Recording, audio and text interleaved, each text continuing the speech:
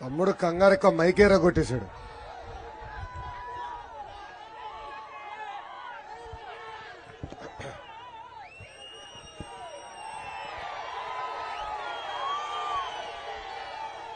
వేదిక పైనున్న పెద్దలందరికీ పేరు పేరున నా హృదయపూర్వక నమస్కారాలు. నాకు అక్కా చెల్లెలు లేరు, అన్న తమ్ముడు లేరు. నేను ఇంట్లో ఒక్కడనే. కానీ విశ్వవిఖ్యాత నట సార్వభౌమ స్వర్గీయ నందమూరి తారక రామారావు గారు 60 లక్షల మంది కుటుంబ సభ్యులు నాకు ఇష్టం జరిగింది.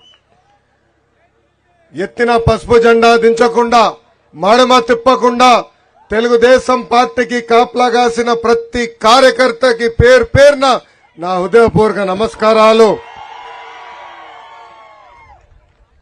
ఉత్తరాంధ్ర అమ్మ లాంటిది. అమ్మ ప్రేమకి కండిషన్లు ఉండవు. ఉత్తరాంధ్ర ప్రజల ప్రేమకు కూడా కండిషన్లు ఉండవు. తెలుగుదేశం పార్టీ హయాంలో ఉత్తరాంధ్రాని భారతదేశానికి జాబ్ క్యాపిటల్ ఆఫ్ ఇండియాగా తీర్చిదిద్దితే ఈ ప్రభుత్వ అధికారంలోకి వచ్చిన తర్వాత ఉత్తరాంధ్రాని గంజాయి క్యాపిటల్ ఆఫ్ ఇండియాగా మార్చేసింది.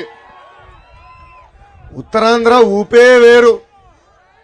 మనం చూస్తున్నాం పార్లమెంట్ లో ఎట్లా ఈ అధికార పార్టీని కడిగి పిప్పు చేస్తున్నాడో మన ఎంపీ రామ్మోహన్ నాయుడు గారు.